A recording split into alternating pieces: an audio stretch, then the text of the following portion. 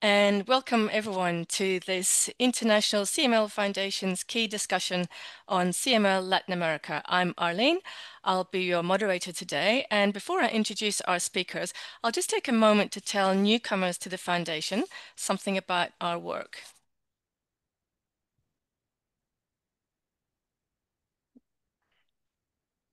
So we are a physician and researcher-based foundation, and we have two key priorities, both working towards improved outcomes for CML patients worldwide. Firstly, we're raising the bar of CML management through CML education, and that includes meetings like this. Over the last 15 years, the Foundation has been working via preceptorships, via in-person meetings and online with our case discussion forum and the Knowledge Center, trying to make sure that no matter where you are in the world, CML physicians and researchers have access to the best possible knowledge, opinions, and experience. So the other side of our work is harnessing the power of global research. So our ideal is working towards a cure for CML, but along the way, we're trying to improve treatment pathways and patient outcomes as much as possible. So we have the Genomics Alliance, we have the TFR Alliance, we did lots of work around CML and COVID, we have a hepatitis B survey which rolled out recently, and if you missed that but you'd like to contribute, please get in touch with me as soon as possible. We're also looking at CML and pregnancy in low and middle income countries, pediatric treatment in low and middle income countries, with much, much more to come. So that's a brief overview of the International CML Foundation, who we are and what we do. Please reach out to me if you have any questions or want to know more about any of our programs. So on to our discussion today. We have two topics for discussion: dose reduction as a pathway to treatment-free remission, and second or subsequent TFR treatment-free remission attempts. I'll introduce our speakers straight after some logistics and housekeeping. So we'd like these meetings to be inclusive and interactive. So you'll all have the opportunity to ask questions and raise issues for conversation. But for everyone's comfort, please keep your microphone switched off until you wish to be heard. By contrast, it's really nice for the experts and for me to feel like we have an audience of real people out there. So you are very welcome to leave your cameras on so we feel that we have an audience. You can submit your questions or comments via the chat function or raise your virtual hand. Any questions about logistics, or if you need help, please use the chat to get in touch with our host today, Nicola Evans. Any issues about interpretation, please send your message via the chat to our interpreter, Veronica. So our first topic for today, dose reduction as a pathway to treatment-free remission. And I'm delighted to introduce our regional expert for this topic, Dr. Rafael Hurtado Monroy from Mexico. Rafa and I got to know each other during COVID times, and he was a key contributor of Mexican cases to our case collection through the hardest of times for him.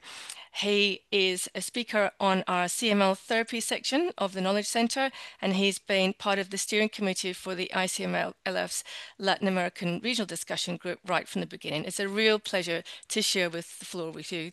Welcome, Rafa. Thank Our you. international expert for this topic is Associate Professor David Yeung from Adelaide in South Australia. David is preceded by his reputation. He is widely known and highly respected around the globe as a clinical and laboratory hematologist.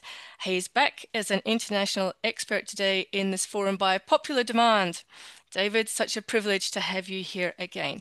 Welcome. Thank you very much for your invitation, and I look forward to discussing the very interesting cases with Dr. Monroy, and thank you. Absolutely. And I will hand over to Rafa, who already has his slides up and ready to go. Rafa has two cases to discuss today, and we will stop between each of the cases for questions and conversation. Initially, we will invite David to discuss, and then we'll open up to our other experts and the audience. Whilst I'll properly introduce our other experts later, I'll let you know that Dr. Dennis Kim and Dr. Katia Pagnano are already here and very welcome to join in the discussion. Rafa, you are ready to go. Yeah, thank you. Can I start? You can indeed.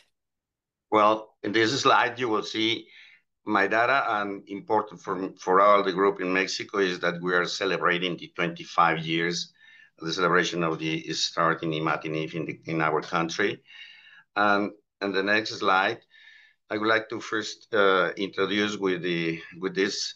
The TKI is stop therapy in some patients is a new goal in the treatment of CML patients.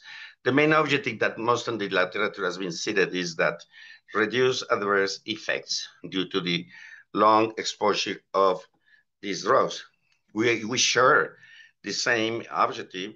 However, we consider a very important the additional benefit, particularly the optimizing treatment due to economical limitation in drug availability in our country, and maybe, I don't know exactly, in Latin America. This is a pivotal case that gives chance to start the study to the dose reduction of CML. This is a woman that we admitted in March 2009, and when she had 63 years old, and now is 79 years, and we started with imatinib, the standard dose of 100 milligram, and experienced later intolerance with anemia grade 2 and leukopenia. And we have to reduce the dose to 300 to 200 dose reduction. But interestingly, it was the study of the PCR in 2010. The M5 was undetectable on this test and continue and remain in February of this year. See the curves here, how the patient was since 2017 in non-detectable disease, remain 20 through the years. And the last one is in the January 25 this year in this remission. This is a very interesting case because we are seeing that patients with intolerance to imatinib, they could maintain major molecular response through the years. So on basis of this case and others that we have with the same behavior of response to imatinib therapy, we started this program with the low dose reduction in CML in a single reference institution in Mexico in our hospital. And it was presented in 2023 in SOHO meeting in Houston, and it was published here in the paper that you see here. In this study, we presented 57 patients who were followed by 13 years. And interestingly, the results that we had with this group of patients was very important maintenance of the response, and only 24% of relapses that were seen, mainly during the 2 or 3 years, but was mild with only 1 or 2 log of the increase in the Philadelphia chromosome through the PCR. Responded very well. The patients returned to the standard dose. So this was a continued study at 10 years, and we're following with the same results. There are other literature information, particularly recently of the Chinese people, that in this study that in fact is some hard to understand because they use the DD PCR for consider the results of the reducing the dose of imatinib. So it's just hard to understand, but they think that the reduction of the dose does not affect the behavior of the CML in the future. So the last one is a very, very interesting because Mark Dalgety and Jorge in June published this paper in Blood, which it is unbelievable how they see and review that the standard dose was derived, first of all, from phase 1 studies. But at this moment, there are many other factors that may affect the results. So finally, they suggest that maybe we can propose a flexible model for maybe revisited the dose of the induction and maybe the dose of maintenance in this case. Our study maybe provide these results that those patients were induced with the standard dose and then maintain it with low dose of of imatinib, we maintained very good results. That is, in a brief summary, what is the results that we have with this protocol that we have. How, and the questions that arise is how frequently is the tolerance associated with low-term CR? How imatinib low dose, less than 400 milligrams of the standard dose in chronic phase, may induce long-term major molecular response. Now, finally, is this patient a candidate to stop imatinib therapy? That is open to discussion and see how interesting it is for you. Thank you very much, Rafa. That was a wonderful start. David, would you like to start the discussion? And Rafa, would you mind going back to the slide where you articulated your questions and points for discussion? Yeah. So Arlene, I'm going to assume that you're going to keep an eye on the chat room for questions. But very interesting case, Rafa. Going through this case, I was exactly thinking about your last question, which is, now that this woman's been at undetectable BCR-ABL for years, I was thinking, why not TFR? And by the way, also congratulations on running such a good program there in Mexico with such good molecular data and able to keep track of your patients who are on dose reductions. I did wonder whether there were any particular clinical factors that you thought would be appropriate to consider for dose reductions. So is this person, such as biometric data, is this person a big person or a small person, or whether there were any concomitant meds, just to make that clear for the audience? I suspect not, but yeah. Yes, I think our additional purpose in this study not always was the adverse effect. Just consider the economical. I think it is very, very important, and for the future to quantify exactly how does that mean this economical benefit. Yeah. And you speak about economical benefits. So I just, and excuse my ignorance, but I just don't know whether there are financial pressures in the region for patients to actually use lower doses, at least in the past when imatinib was, not generic, and some patients may not have such good access. Yeah. But as you have rightly pointed out, you yourself have published data on reduced doses of imatinib, and the Chinese has some data. But I also remember that in the late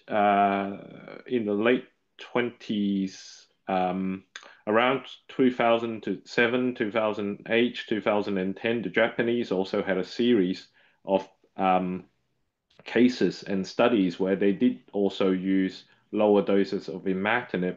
And I remember that there was a debate going on then because, the imatinib flat dose of 400 was given to us as a dose, and many of us said, how can that be a flat dose regardless of whether you are a 6 foot tall German person versus a 5 foot tall Japanese woman?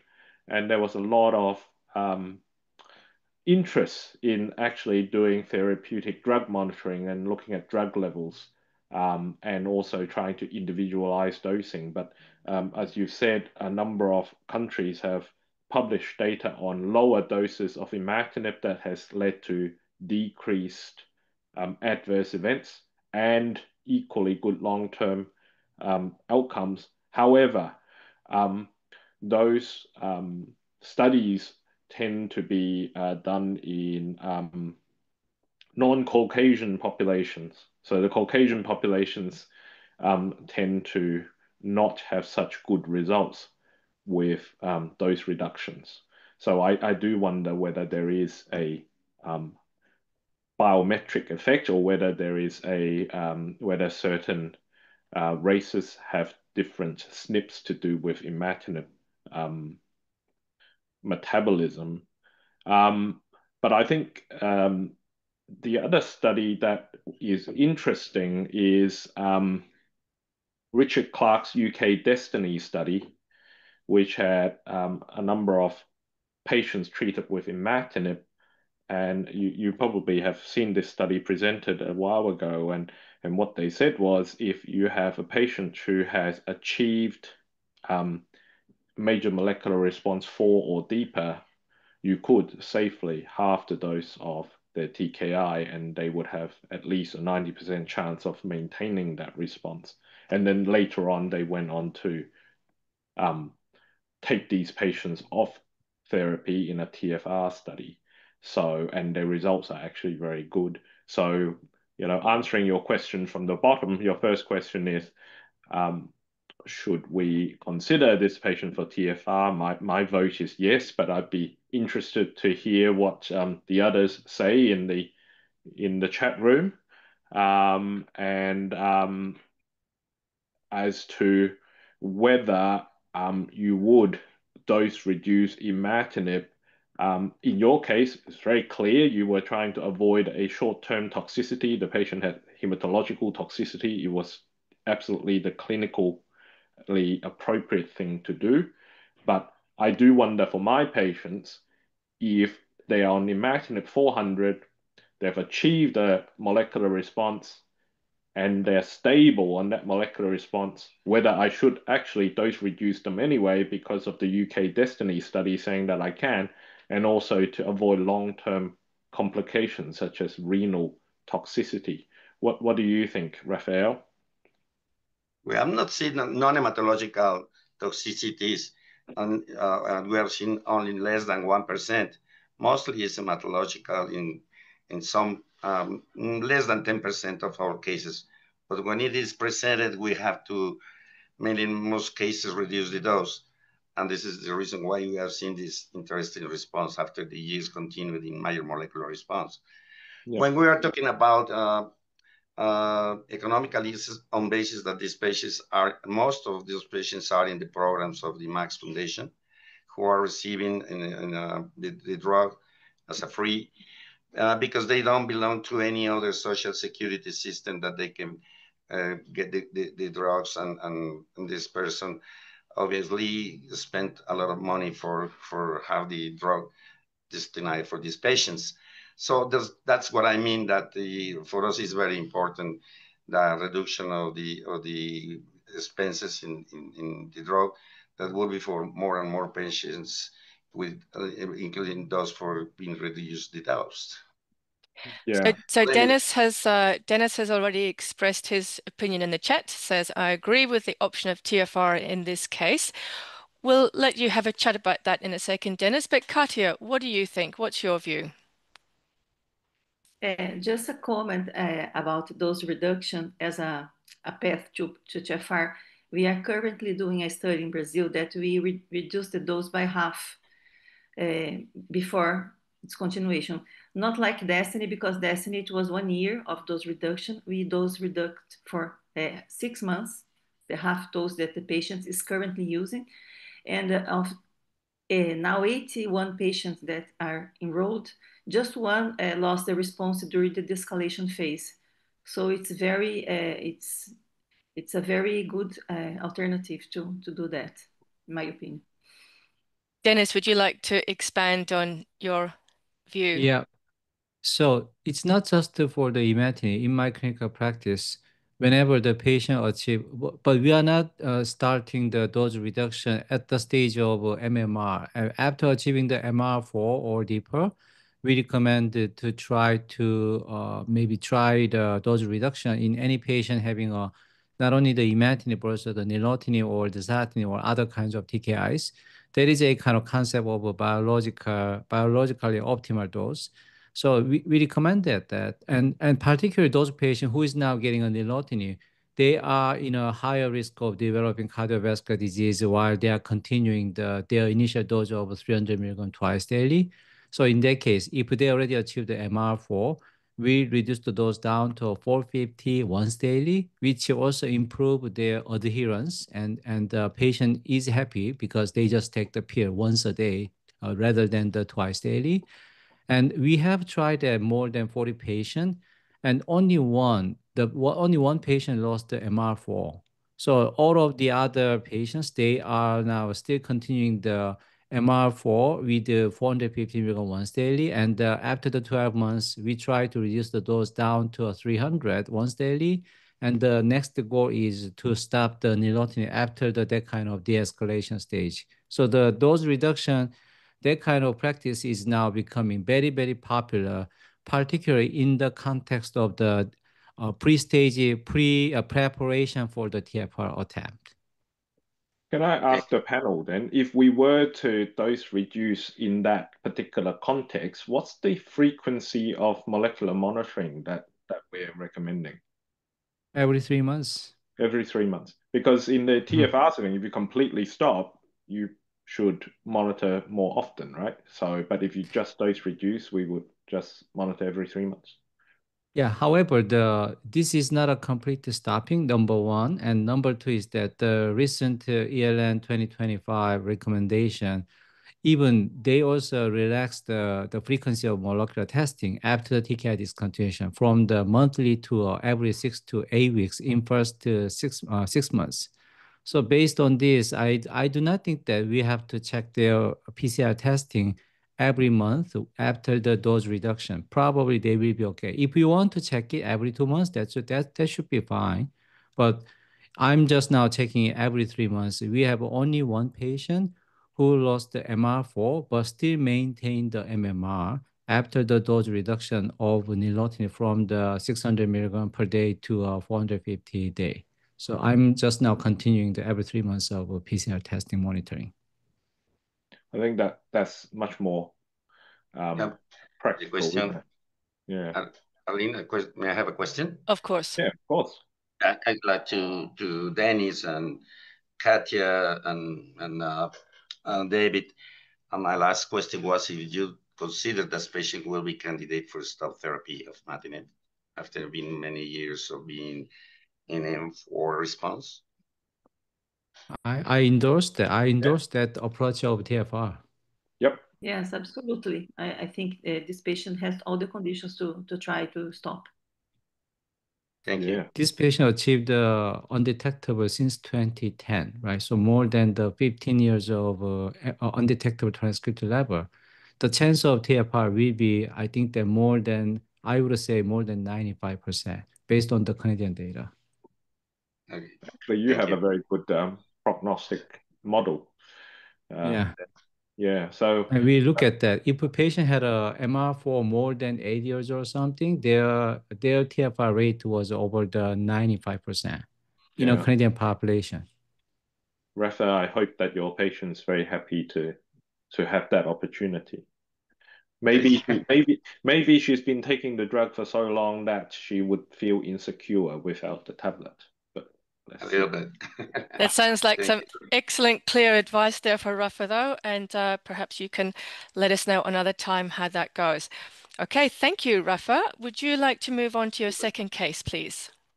Thank you.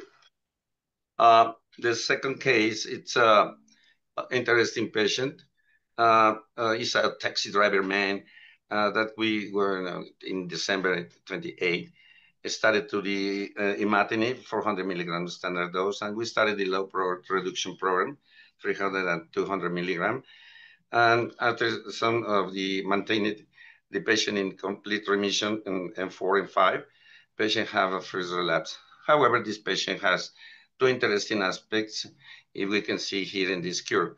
First of all, the response of achieving molecular response was too late. We call of these patients late responders because on the basis of the criteria of the European Leukemia Net, with 1 year after not obtaining the response, we have to escalate in the dose or maybe change to our TKI. But we wait to the response because we don't have available to have another drugs. And finally, the patient after 2 years achieved a major molecular response with a very interesting duration of that. However, in 2022, in the pandemic time, patient had a relapse on this level and returned to the major molecular response with the standard dose of imatinib. So two interesting aspects. First of all, the late responder, and secondly, the late relapse in the discontinuation of imatinib. So the questions is the case 2 shows a late response in obtaining M5 status, and after decrease of dose between 300 and 200 milligram, relapse was evident and M5 response was achieved with the standard dose with a duration of 2 years. The question is a low dose reduction program will start again. This is one of the first question. And what do you think about the late responders that in our particular our cases is popular to see this response? Thank you. Thank you so much, Rafa. You're very efficient with your presentations. David, we will start with you again, please. Yeah, very, very interesting case again. I think the late responders, if you're on imatinib, I think Sue Branford, my PhD supervisor, has published data years ago showing that if you're on imatinib, the probability, the cumulative incidence of achievement of stable deep molecular response after 8 years of treatment is 42%. So I think imatinib is a good drug, but it is known to lead to molecular responses at a rate that is slower than that of the second-gen TKIs. So, but as you know, the good thing is that a significant proportion of patients continue to deepen their molecular response. So that's good. And as we were saying in the previous discussions, in patients who have achieved a deep molecular response, dose reduction is possible and loss of response is not common, but it is seen. So I suspect with your patient, if I was looking after the patient, I'd probably repeat it and see whether that's real. But assuming that it is real, I would have done the same as you, which is bump the dose back up to standard dose 400 milligrams.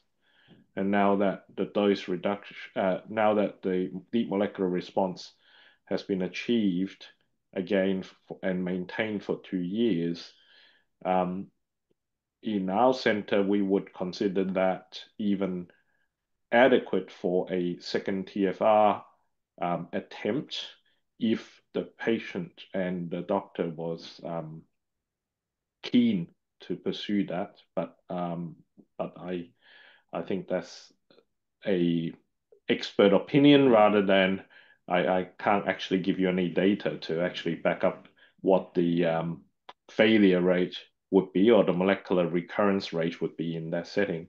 And I'd be interested to hear the thoughts from the others. Thank you. Yeah, so can I start? Yes, yeah, please. I can start. Yeah, so I think that as you have mentioned, this patient lost major molecular response after the dose reduction. So re-achieved the major molecular response, re-achieved the MR5 again after the increasing the dose up to 400 milligram once daily. And to me, I think that this patient's leukemia biology, it is still, it does have a similar kind of biology in terms of the maybe a having time or whatever, the doubling time in terms of that. And in our Canadian TFR2 study called the TRAD study, we have looked at the actually doubling time. And what we have noticed is that the TFR1 attempt and TFR2 attempt, those patients who lost their molecular response, their kinetics of leukemia seems to be quite the same. So which means that first of all, I doubt that maybe you have to increase the dose up to 400, but I wonder whether you have a chance to maybe switch the medication to the other second generation TKIs. That would be what you can consider, because if you are now aiming for the TFR, probably with the imatinib, and if you try to reduce the dose down to 300 and 200 with the imatinib, and the same thing is going to happen again. That's number one. So I think that if you are aiming for the TFR, then you may have to consider the the switch to a second generation TKIs. However, if your goal is not a second TFR and your goal is just to maintaining the MMR or MR5 with the current dose of imatinib at 400 milligram once daily, probably still it is a susceptible disease, and probably you might be able to achieve that kind of goal by continuing the imatinib at the 400 milligram once daily. So the answer is depending on what is the goal of the treatment. If you are aiming for the TFR2, then you should consider the maybe a switch over to a second generation. However, if your goal is to maintain the current response, then probably you can continue imatinib, but I'm not going to try the dose reduction down to 300 or 200 in this case, because this patient already failed that kind of dose reduction. That's my opinion. Thank you. Thank you. It's very So we interesting. might ask Katja to comment and then back to Rafa. Yeah, I would like Yes. to make a last question. It is, are you seeing in these patients who are late responders with the future of the behavior of his leukemia? I mean, those patients who had late response may have relapses or a short duration of the response. Is there any relationship with this? Katja first and then others. That's me. Okay. No, I think that I have some patients that are late responders that are in TFR protocols and they're doing well. Some did not relapse. So I think it's even the late responders may have a successful TFR. Now, just a comment regarding those reduction.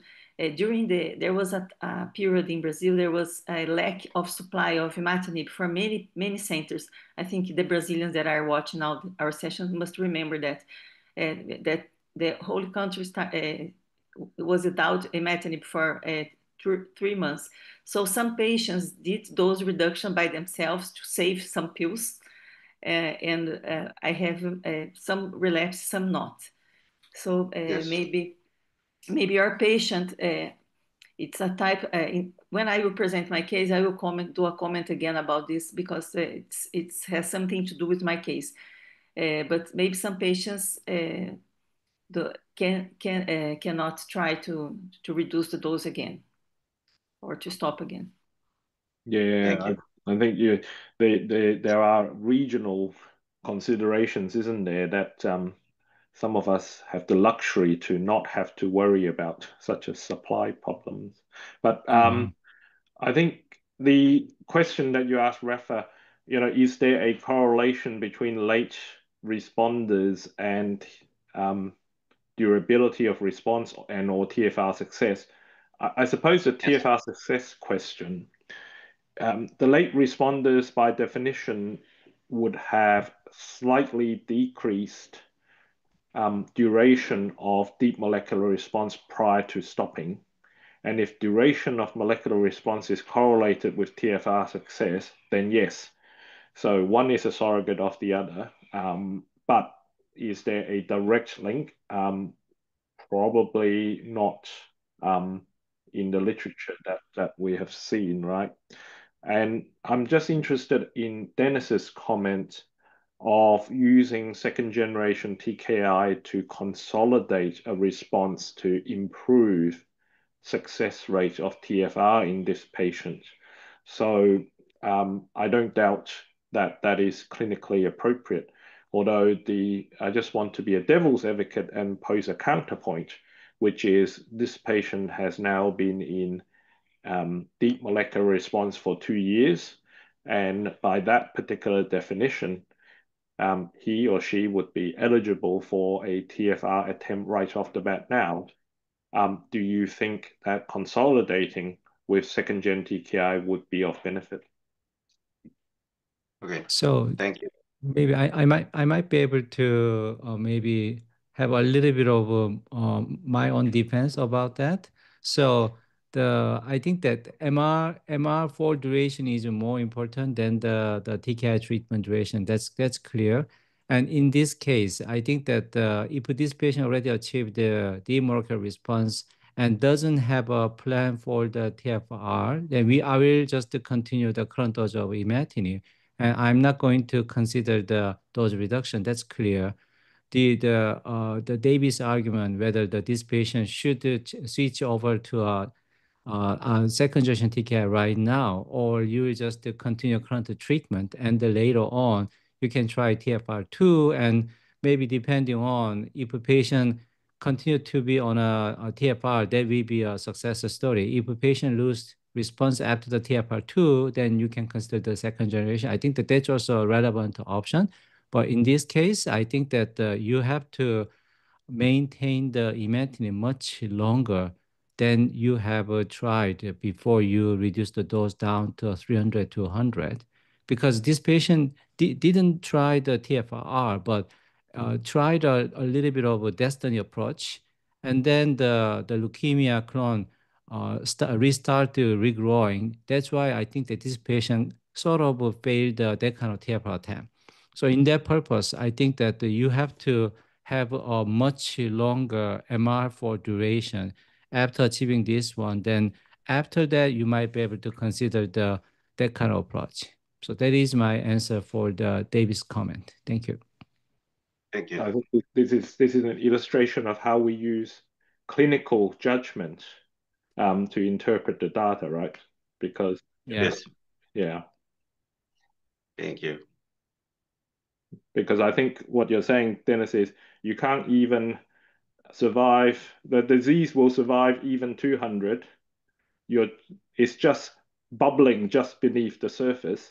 If you don't do anything to consolidate this particular patient, Yes. then the risk of failure is very high. Yeah. Rafa, what do you think?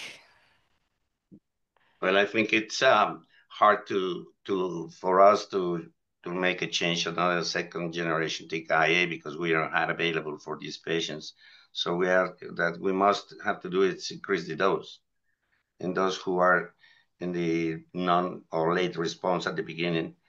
And the other, how the criteria of the European Leukemia Net and the NCCN about the criteria to be included patients in the programs of the reduction. I think one of them include more than 5 years of the CML and more than 1 year for the in major molecular response, and the other less years, and it's a more flexible to including patients for this.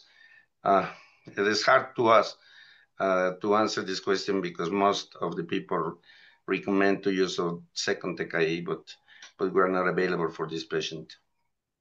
I see. So there's a comment in a chat box from the Dr. Soledad from the Chile. And she also mentioned that if we are hurried, then we can consider the switch over to second generation consolidation. But if it is not, then we can continue imatinib 400 milligram for a longer period of time. That's another option. I agree with that. Yeah, me too. Maybe combine imatinib with other, interferon or maybe other drug, maybe. Katia, what are your thoughts?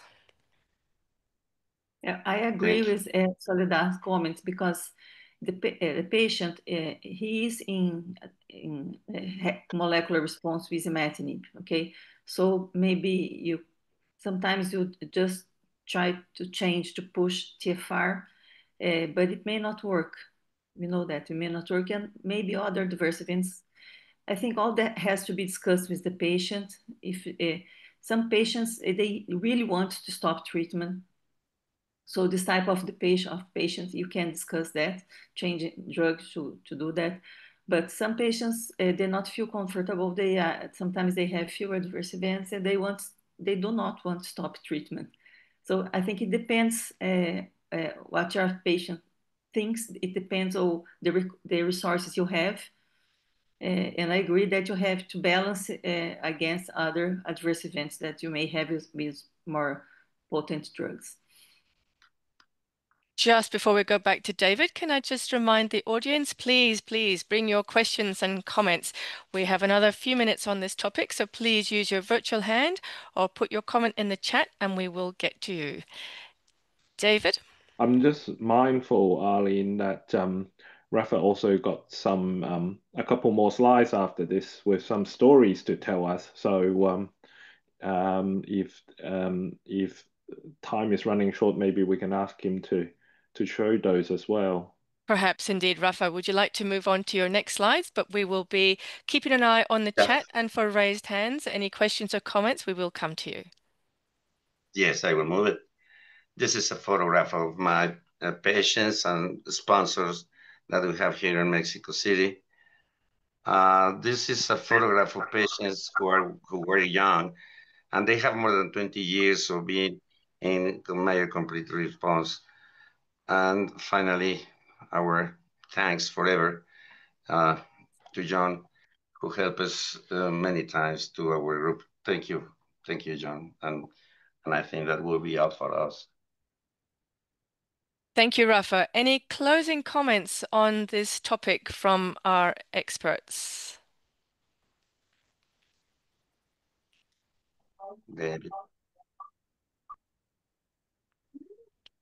If not, then we will say thank you very much to Rafa and to David for leading this discussion. And that was great. That was a very comprehensive coverage there.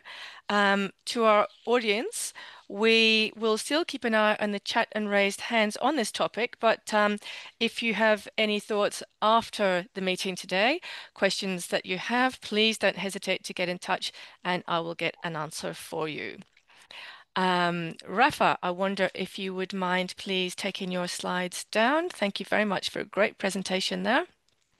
Thank you. ¿Quiere que movamos las transparencias? Oops.